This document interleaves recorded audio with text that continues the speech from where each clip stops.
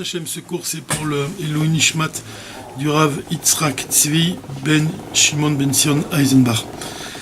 Et la Refoua Shelema de Chaim ben Esther, Myriam Bat Elisabeth. Alors on est dans le premier chapitre du Tanya, on est arrivé au moment où Rava il déclare sur lui-même, il dit qu'il est un Benoni. Alors qu'est-ce qu'on a dit jusqu'à présent? On a parlé de la promesse. L'âme avant de descendre dans le corps, elle promet à Dieu. La promesse, elle dit quoi? Elle dit, sois un juste et ne sois pas un méchant. Et même si tout le monde te dit, tu es un juste, tu seras à tes propres yeux comme un méchant. Ce qui est intéressant, ce serait de voir, vous savez que c'est pas, la promesse ne s'arrête pas là, dans le traité Nida. Il y a la suite de la promesse. C'est intéressant de savoir qu'est-ce qu'il est dit. Quelle est la suite de la promesse que l'âme fait à Dieu? Alors, Umaï Ashua, donc c'est à la page 30 de Hamoud Bet du traité Nida. Quelle est la promesse que l'âme fait à Dieu? Mashbi Moto, Tei Tzadik Val Tier Racha, soit un Tzadik qui ne soit pas un méchant, et même si tout le monde entier te dit tu es un Tzadik, tu seras à tes propres yeux comme un méchant. Et la suite de la promesse, c'est Ve'eve Yodea Shakadosh Baruch Hu Taor, ou Meshartav Teorim. Et sache que le Saint béni soit-il est pur, et que ses serviteurs sont purs. Ou Neshama Shenatan Becha Teorai, et l'âme qu'il te donne est pure. Imeta Meshamera Beta Mutav, si tu la gardes dans la pureté, c'est bien. Et sinon, je ne préfère pas finir la phrase, enfin, c'est pas bien, c'est négatif. Ce qui est intéressant ici, c'est de voir que la mission de l'âme, telle qu'elle est décrite dans la promesse, dans le traité Nida, c'est de garder, qu'un juif il doit garder sa pureté. Et pourquoi il doit garder sa pureté? Parce que quel est le problème en fait que rencontre l'âme? C'est qu'elle s'habille dans un corps, dans une âme animale, et elle doit mener un combat avec l'âme animale. Donc elle est prisonnière du corps, et que Dieu préserve. Elle peut tomber de l'autre côté de la Kedusha, de l'autre côté de la sainteté. C'est ça le combat qu'elle doit mener. Et c'est ce qu'il dit, tu garderas sa pureté. C'est-à-dire que, d'une manière plus précise, ça signifie l'âme reste de toute façon pure, l'âme divine. Garder sa pureté, ça signifie vaincre le mauvais penchant, de manière à ne pas, de manière à ce que l'âme divine ne soit pas en exil. C'est-à-dire que la pureté, elle reste pure, mais elle est en exil, elle ne se dévoile pas. Et c'est intéressant parce qu'on peut faire un lien ici, rapidement, avec dire un mot sur la paracha de Shlach. La paracha de cette semaine, c'est la paracha des explorateurs. Et en fait, qu'est-ce qui s'est passé à ce moment-là? Le peuple d'Israël, il a demandé à Moshe Rabbeinu, il a dit d'envoyer des explorateurs pour explorer la terre. Voir si la terre était bonne. Et bien que Dieu il ait déjà dit que la terre était bonne, et bien qu'il n'y avait aucune raison d'envoyer des explorateurs, le peuple d'Israël il a insisté, il a demandé vraiment à Moshe d'envoyer des explorateurs. Quand on parle de la terre, on parle de la terre d'Israël. On doit comprendre aussi, de manière plus profonde, tu peux faire un lien avec le Tanya. C'est-à-dire que... Je peux juste fermer là. Quel lien tu peux faire avec le Tanya? C'est que la terre elle désigne la matière. La matière, même, elle peut, de manière indirecte, elle désigne le corps, puisque le corps, Dieu l'a formé à de la matière. Mais quand on parle de l'âme animale, on dit que l'âme animale, elle cherche à assouvir des plaisirs matériels. Donc tu pourrais presque dire que de l'âme animale, que c'est la terre de l'âme, c'est l'âme matérielle. C'est-à-dire c'est l'âme telle qu'elle est attirée par tous les plaisirs qui sont matériels et dénués de divin. C'est pour ça qu'on l'appelle l'âme animale, parce que l'animal, il regarde vers le bas, il regarde vers la terre. Donc quand Dieu il dit que la terre d'Israël, elle est bonne, tu pourrais comprendre de manière profonde. Tu pourrais dire que même le mauvais penchant, et même l'animal, elle peut être bonne pour un juif. Si tu parviens à transformer l'obscurité de l'âme animale, à utiliser sa force dans la Kedusha, alors elle a une force terrible. Donc ceux qui ont voulu explorer la terre d'Israël avant de pénétrer dans la terre d'Israël, quelque part ce sont ceux qui se refusent à étudier la partie profonde de la Torah. Parce que la partie profonde de la Torah, elle vient révéler le bien qui se cache dans ce qui apparaît uniquement matériel. Quelle est la différence? Quand on dit il y a trois sortes d'études. Il y a le moussar, il y a la chakira et il y a la chassidout. Le moussar, il nous éloigne du mal. Le moussar, il va nous apprendre à quel point c'est dangereux de tomber dans les griffes du mauvais penchant. Il va décrire le mal, il va nous empêcher, il va nous aider à nous éloigner du mal. La chakira, elle vient pour nous enseigner la grandeur du bien. Nous enseigner à quel point tout ce qu'on a à gagner à accomplir des mitzvot. Mais la chassidout, elle est supérieure au moussar, est supérieure aussi à la chakira. C'est les mots du rabbi Yosef Yitzhak. Et pourquoi? Parce que la chassidout, elle vient te décrire la grandeur que tu peux tirer justement du mal. Quand tu parviens à dominer le mal et quand tu parviens à exploiter la force du mal. C'est ça, explorer la terre d'Israël. Explorer la terre d'Israël pour vérifier quoi? Pour vérifier ce que Dieu il nous déclare déjà. C'est-à-dire, il nous dit qu'on ne doit pas avoir peur comme il dit d'ailleurs, quand l'âme descend dans le corps, elle ne doit pas avoir peur de mener ce combat. Elle doit descendre dans le corps. C'est exactement ça, les explorateurs, ils voulaient rester dans le désert. Non, le désert, comme on a dit même dans notre cours, on avait expliqué que le désert, il représente ce qui n'est pas lié avec l'homme. C'est un endroit inhabitable. Le désert, on avait dit qu'il représente l'essence divine, même. C'est pour ça que la Torah elle a été donnée dans le désert. Donc, quelque part, un juif qui veut rester dans le désert, qui veut rester attaché à ces niveaux supérieurs de la Torah, et à être contemplatif uniquement, c'est pas suffisant. C'est ce qu'on a étudié avec Yochanan juste avant, où le Nourazakan, il vient nous dire que la grandeur de l'étude, c'est quand elle est cristallisée par la mitzvah elle-même. Alors maintenant, le sujet du Tanya ici, c'est on a décrit plusieurs catégories dans le peuple juif. On a parlé du tzaddik vetovlo, le tzaddik veralo, le racha vetovlo, racha veralo et le benoni. On n'a pas précisé exactement. Quand on a parlé du tzaddik vetovlo, par exemple, on a dit que c'était je l'ai dit littéralement, j'ai dit que c'était le juste qui a le bien pour lui. Mais si tu le traduis littéralement, ça veut dire le juste dont le bien lui appartient. Tzaddik vetovlo, le bien lui appartient. Qu'est-ce que tu peux comprendre de ça dans la formule en hébreu? Le tzaddik dont le bien lui appartient, le bien est à lui. C'est que tu peux comprendre ça comme presque une acquisition. C'est-à-dire que le bien, c'est quelque chose que tu peux acquérir et que tu dois acquérir. C'est-à-dire que le bien, c'est un potentiel qui est en toi. C'est le potentiel les forces de ton âme divine. Quand on parle de kinyan dans la Torah, kinyan, c'est acquérir une chose. Il y a cette idée-là aussi dans le Tanya. C'est que le bien, c'est quelque chose que tu peux acquérir par un travail. Et lequel travail? C'est justement en luttant contre ta propre nature, de manière à ce que même l'habitude devient une seconde nature. Maintenant, le Rava, il pose une question ici, on en est là.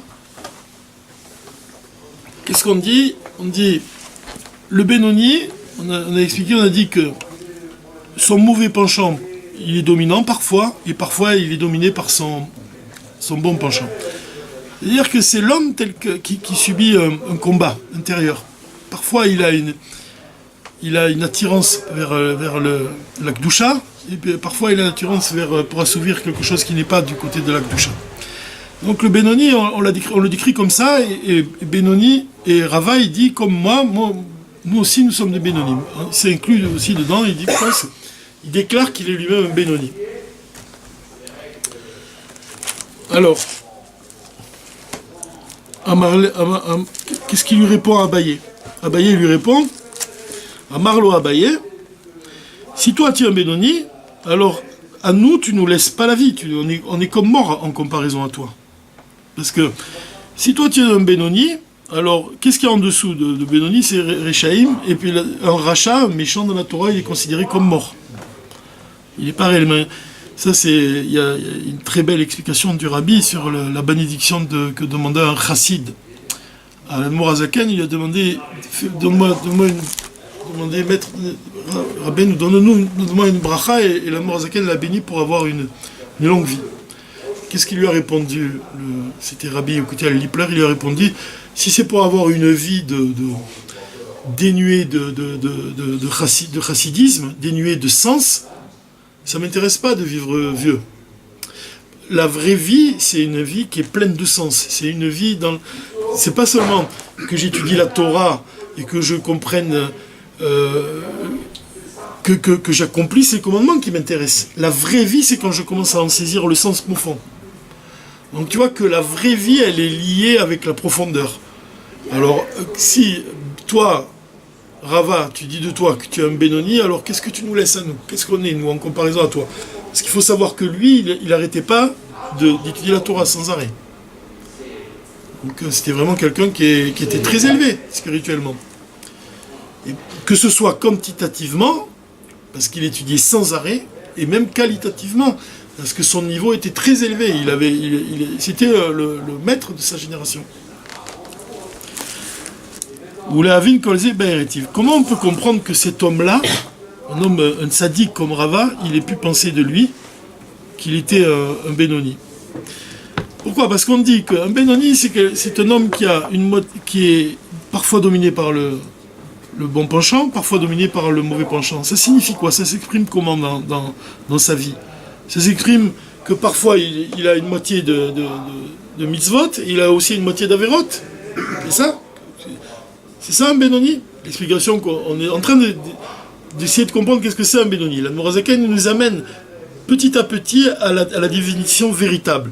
Et là, il est en train de poser la question. Il dit, si tu me dis qu'un Benoni, c'est quelqu'un qui a une moitié de mitzvot et une moitié d'averot, comment Rava, il a pu se tromper sur lui-même et dire qu'il était un Benoni? Ça signifie quoi? Ça signifie que il peut se tromper sur quelque chose qui est proche de la vérité, qui est proche de lui. Mais là, si tu me dis qu'un Benoni, c'est quelqu'un qui a dans sa vie, il a aussi une moitié d'averot, comment il peut se tromper sur lui-même? Parce que lui, il n'a pas d'averot, il n'en a pas du tout. Tu comprends? Si tu me dis, on pourrait comprendre qu'il se trompe, qu'il dit de lui-même qu'il est un sadique véralo, qu'il est un juste qui a un petit peu encore de... Là, il peut peut-être se tromper sur lui-même, parce que c'est un sadique véralo, c'est plus proche de lui que ne peut l'être un Benoni par rapport à lui, puisque si tu dis qu'un Benoni, c'est quelqu'un qui a une moitié d'averot, c'est quelqu'un c'est pas quelqu'un de très élevé. Alors de là, l'Admorazaken, il conclut, et il dit que ça signifie que si Rava, il dit de lui-même qu'il est un Benoni, ça signifie que, en fait, un Benoni, c'est quelqu'un qui est très élevé, qui n'a pas d'averot. C'est pas un sadique parfait, c'est pas un sadique même véralo, apparemment, mais en tout cas, ça peut pas être quelqu'un qui a une avéra, puisque Rava lui-même, il n'a pas une seule avéra. Donc il n'a pas pu se tromper à ce point-là, dire de lui-même penser qu'il est lui-même quelqu'un qui a une moitié d'averot, une moitié de mitzvot, c'est pas possible. Alors on arrive petit à petit à savoir définir exactement qu'est-ce que c'est un Benoni. Gam le'avin, ma she'amar Iyov. Il faut comprendre, l'Admorazaken dit que Iyov, il a dit, dans Baba Batra, au Perek Aleph, il a dit Ribono shel olam, maître du monde. Barata tzadikim, tu as créé des tzadikim. Barata reshaim, tu as créé aussi des reshaim. Tu as créé des justes, tu as créé des hommes qui ne le sont pas. Vea tzadik ve rasha lo ka'amar. Mais être tzadik ou être méchant, c'est dans la main de l'homme. C'est le libre choix de l'homme. Donc comment ça s'accorde avec le fait, avec ce que dit Iyov quand il dit Dieu, maître du monde, tu as créé des tzadikim, tu as créé des reshaim. C'est une contradiction. Donc c'est une question que l'Admorazaken pose ici, il ne répond pas encore à cette question. Mais déjà, il nous donne des éléments qui sont essentiels. Le libre arbitre.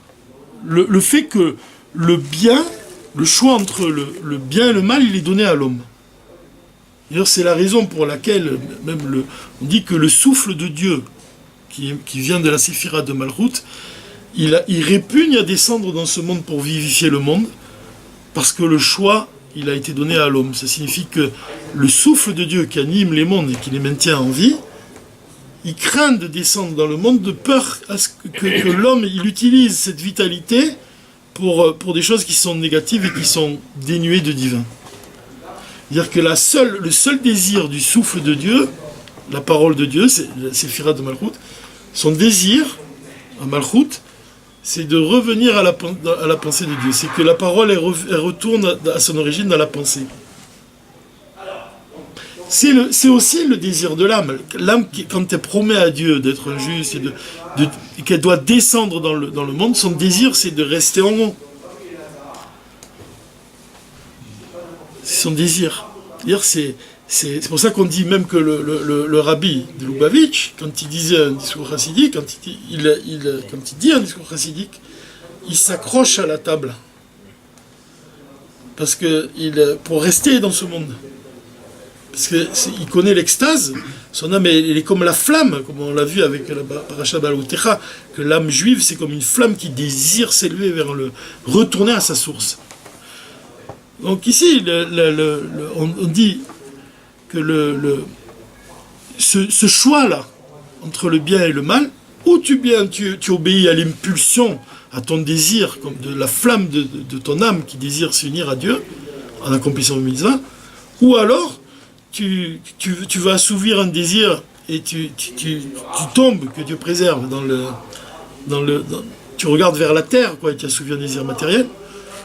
Donc ce choix-là, il t'est donné. Alors comment ça s'accorde avec ce que dit Yov, quand il dit Ribono Shel Olam, maître du monde, tu as créé des tzadikim. Sous-entendu, que tu crées, que le choix il n'est pas donné à l'homme. Tu crées un tzadik ou tu crées un rachat, mais l'homme il n'a pas de libre choix. Donc là-dessus, il y a une question. Vegam le'avin maout madriga benoni. Comprendre qu'est-ce que c'est la maout du niveau de benoni. Le mot maout en hébreu, qu'est-ce que ça signifie maout? Ça veut dire maou. Qu'est-ce qu'il est? Maout. Maout, madrigat benoni. Qu'est-ce que c'est le niveau d'un benoni? Chez Bevadai, eino mechetza zchuyot ou mechetza avonot. C'est évident qu'un benoni, c'est pas quelqu'un qui a une moitié d'action de mitzvot et une moitié de péché. Parce que si c'était le cas, Erta Rava Beatzmo, comment Rava il a pu se tromper sur lui-même et dire de lui-même qu'il est un Benoni? Alors que Venoda Delo Pasik Pomem et Girsa, alors qu'on sait très bien que sa bouche elle s'est pas arrêtée d'étudier la Torah, Ad Sha'afilu Malach Hamavet Lo Haya Yachol Lishlot Bo, jusqu'au point même que l'ange de la mort il pouvait pas le prendre. Là-dessus, vous savez qu'il y a le Orach Chaim Akadosh, il dit que un tzaddik, c'est lui qui décide quand il s'en va de ce monde. L'ange de la mort, il n'a pas d'emprise sur lui. On lui demande d'abord l'autorisation. S'il veut quitter ce monde, alors l'ange de la mort, il peut l'ishlotbo, il peut le prendre. Mais s'il ne veut pas, il reste. C'est le Orach Chaim Akadosh qui dit ça. D'ailleurs, on dit même que le monde, il repose sur les tzadikim. Le jour se lève par le mérite des tzadikim même. Le monde, il repose sur le tzadik qui sort de l'âme. Mais là, c'est intéressant parce que on voit même que même sur la mort, le contraire de la vie, c'est lui qui décide. Et Rava, il fait partie de ces justes-là. Comment un juste de cette envergure, comment il a pu penser de lui-même qu'il est un Benoni si tu dis que le Benoni, il a une moitié d'Averot? C'est impensable. C'est ce que dit l'Admor Zaken. Alors, qu'est-ce que c'est un Benoni? Véod. Quand est-ce qu'on peut appeler un homme un Benoni? Chez Arebesha, chez Osea Vonot. Quand il fait une Avera, comment on l'appelle? Mikra Racha. C'est un Racha. Racha Gamo en plus. Et donc c'est pas un Benoni. On dit Racha. Un homme qui fait une Avera, il est considéré comme Racha Gamo. Il n'est pas considéré comme Benoni. On ne dit pas Benoni. Et entre parenthèses, c'est écrit Vehi macharka rasa tshuva nikra tzadik gamour. Et si ensuite il fait tshuva, il est appelé Tzadik Gamour. Là-dessus, c'est intéressant de voir qu'est-ce que dit la Gemara, parce que le rabbi ici, il nous dit que pour comprendre ça, c'est écrit dans la Gemara. Exactement, c'est écrit dans la Gemara Kiddushin, à la page 49, à Moudbet. Comme ça, c'est écrit. Vous allez voir, c'est intéressant, c'est beau ce qui est dit ici. Un homme qui dit, qui veut se marier, qui veut épouser une femme, et il lui dit comme ça, il lui dit Itkat Shali Almenat, tu es ma femme, à condition que je sois un tzaddik. Est-ce qu'elle est considérée comme mariée ou pas? Un homme qui dit tu es ma femme à condition que je sois un tzaddik. Je t'ai acquis, si c'est voilà, oui, tu es ma femme. Il se marie avec elle à condition. Il y met une condition, laquelle, celle que je sois un tzaddik. Parce qu'avant de dire que je sois un tzaddik, il demande, la Gemara pose des questions, tu es ma femme, almenat shani talmid. À condition que je sois un talmid. Quand est-ce qu'on peut dire, est-ce qu'elle est mariée ou pas? Ou alors il dit, tu es ma femme, almenat shani chacham. À condition que tu es ma femme, à condition que je sois un sage. Ou alors il dit, tu es ma femme à condition que je sois fort, gibor. Est-ce qu'elle est considérée, est-ce que la Torah, ce qu'il a dit, est-ce que vraiment c'est valable? Est-ce qu'on peut considérer que c'est valable sur le plan halachique et de dire, il est marié avec elle, il s'est marié avec elle quand il a dit ça? Est-ce que la condition est valable? Qu'est-ce que ça signifie? Et il dit, il ajoute ici, et il dit, almenat shani tzadik. Tu es ma femme à condition que je sois un tzadik. Alors la Torah est dit comme ça, la Gemara est dit comme ça. Afilou, même imyadoua sheu racha gamo, même si c'est connu que cet homme-là c'est un racha gamo, arei mikou déchet. Elle est mikou déchet. La femme est mariée. Elle est mariée avec lui.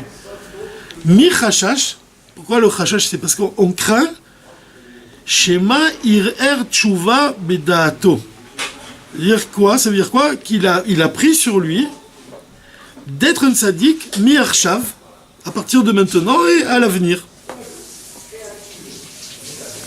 Ça veut dire le fait qu'il a décidé, on a peur qu'il ait, on s'est dit, s'il a vraiment, réellement, Hirour, qu'il s'est réveillé en lui la volonté d'être un tzaddik, alors, pour me dire dans les mots ici, je vais te dire comment ils disent,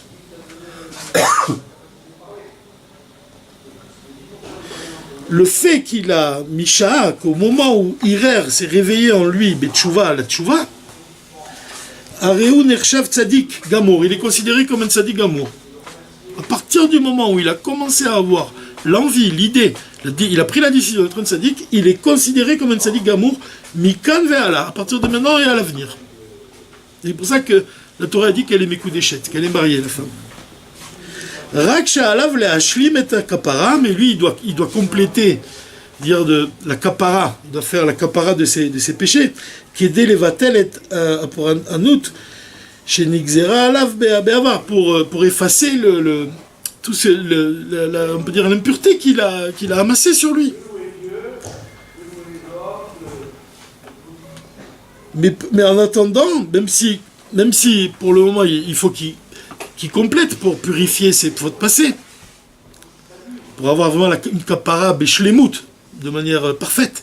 Mais en attendant, à partir de maintenant, il est considéré comme sadique.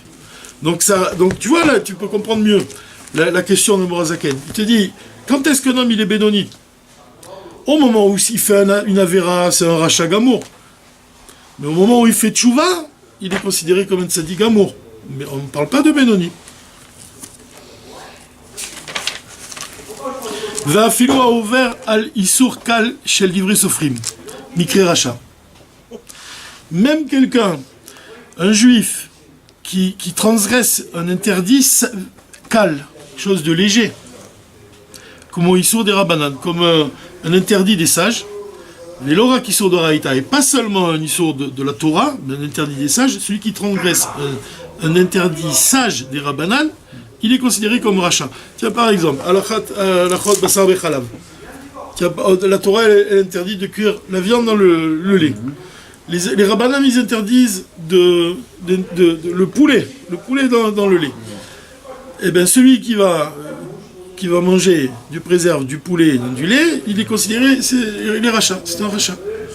Même s'il n'a pas accompli un interdit d'oraïta. Donc s'il est rachat, il n'est pas bénoni non plus.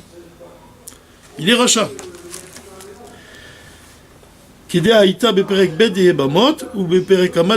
Même dans Yebamot, même il y a écrit que celui qui se sanctifie, qui ne se sanctifie pas dans ce qui est permis, c'est aussi un problème.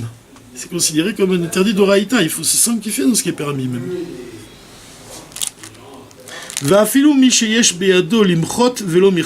Même une personne, il nous dit, qui n'a pas commis de péché. Il est impeccable, il a rien fait de mal. Seulement, il voit quelqu'un qui va commettre un péché et il l'empêche pas de commettre ce péché, il est considéré comme un rachat, même si c'est pas lui. Ça c'est quoi? Ça vient de quoi? Ça vient du fait que les Juifs, on est tous... Voilà, on est tous responsables les uns des autres. C'est-à-dire qu'on doit pas... Évidemment que c'est très difficile de faire une remontrance à quelqu'un, parce qu'il faut devoir ressentir de l'amour pour lui avant de lui faire une remontrance. Mais de ne pas lui faire une remontrance, ou bien que Dieu préserve, le laisser accomplir une avéra, c'est grave. C'est considéré comme un rachat. Nikra rachat. Vekol sheken vekal vachomer bimevatel eizo mitzvah tase sheef charlo le kaima. À plus forte raison, quelqu'un qui ne fait pas, qui n'accomplit pas une mitzvah, qu'il a la possibilité d'accomplir, Kumo, comme quoi par exemple, Kol Shev Charlo la Sok Batora, il a la possibilité d'étudier la Torah, Veino Sek, et il ne le fait pas. She'alav Darshu Rabotenu Zichrono Livracham, qu'est-ce qu'ils ont dit les sages sur cet homme-là? Ki Davar Hashem Baza. Il fait honte à la parole de Dieu. Ikaret, Tikaret, et il sera retranché. Ça, c'est un interdit qui est très dur. C'est très dur à ne pas tomber dans cet interdit.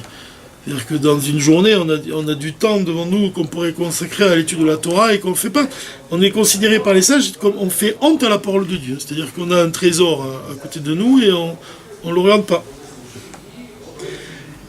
Upshita de mikre rachatfi, mais over iso de rabanan.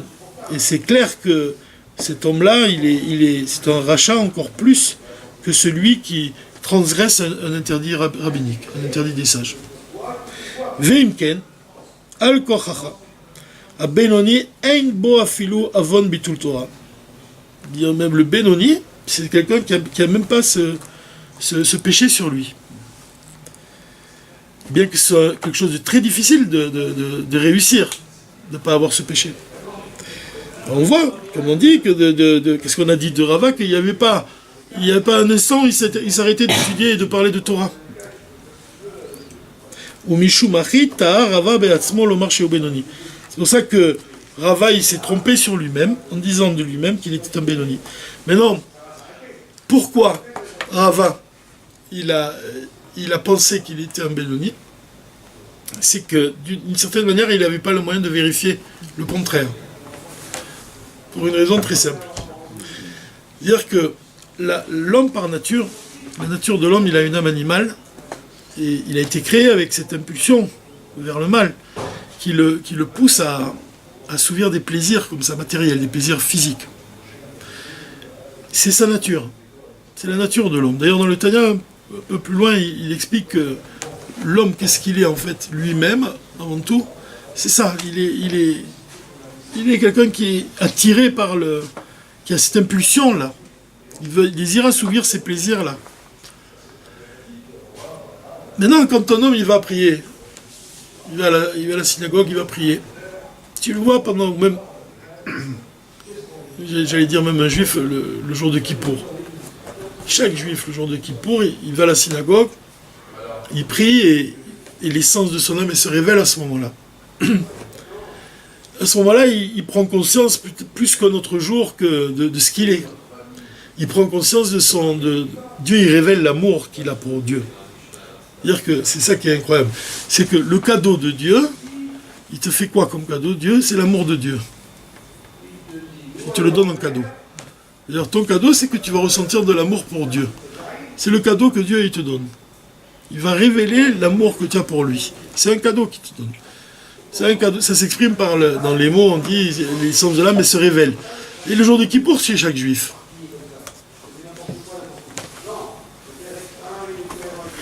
Qu'est-ce qui fait que le lendemain de Kippour, un homme, il va désirer, il va retomber, il va retrouver l'air de ce monde, et il va retrouver des désirs comme ça, matériels, des désirs de son âme animale, ils renaissent dans son cœur et ils s'éveillent dans son cœur et ils le poussent à les assouvir. Qu'est-ce qu'il fait? Le Rabbi Shimon Bar Yochai, il écrit dans le Zohar une formule très, très dure.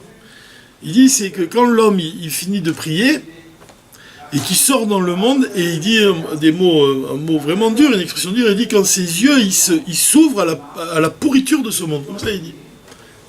C'est-à-dire que quand il avait les yeux fermés, il désirait Dieu. Mais quand ses yeux, qu'est-ce que ça veut dire que ses yeux ils s'ouvrent à la pourriture de ce monde? C'est une expression moche, mais ça veut dire quoi? Ça veut dire vers la bassesse de ce monde plutôt. C'est-à-dire que tu recommences à désirer des choses qui sont... Au départ, c'était enfoui dans ton cœur, mais en fait, le mal, il sommeillait en toi. Il sommeillait en toi parce que qui c'est qui avait le pouvoir à ce moment-là? C'était le bon penchant.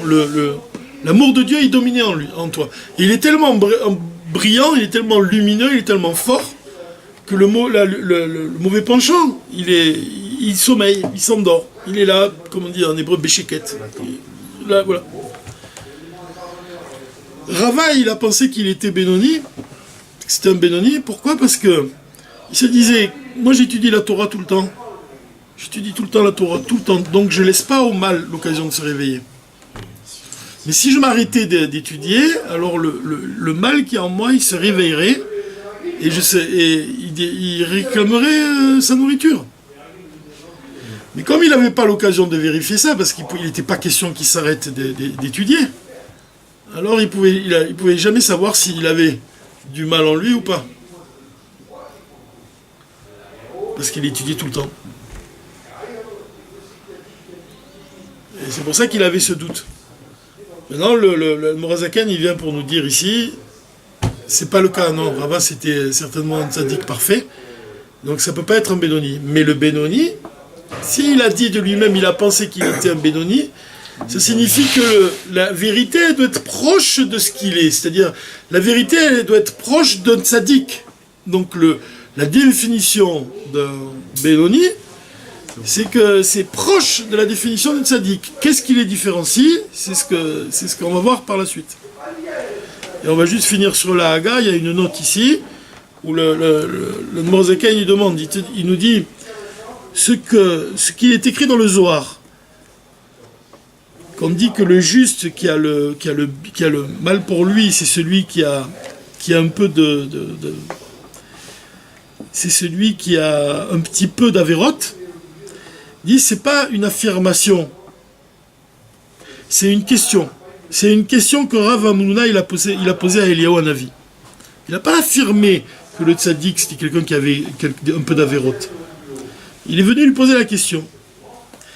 Et Eliyahu Hanavi lui a répondu en fait, il lui a répondu quelque chose qui s'accorde avec ce que dit le Zohar, et qui lui a dit, dans la parole du Shatim, Tzadik veralo, ou ze sheyeshlo miksat minara, et la she'ara shebo kafouf les tov. Les définitions qu'on a données. C'est-à-dire que le Tzadik veralo, c'est quelqu'un qui a du mal, mais qui s'exprime jamais par une action. C'est du mal qui est très dilué en lui-même, du mal qui est plié en lui-même. C'est-à-dire on verra par la suite, il dit, l'Admorazaken, il dit que la différence entre un tzaddik vetovlo et un tzaddik veralo, c'est que le tzaddik gamour, tzaddik parfait, il est absolument dégoûté par le mal. Et le tzaddik veralo, il n'est pas absolument dégoûté du mal. Voilà, on peut finir là-dessus.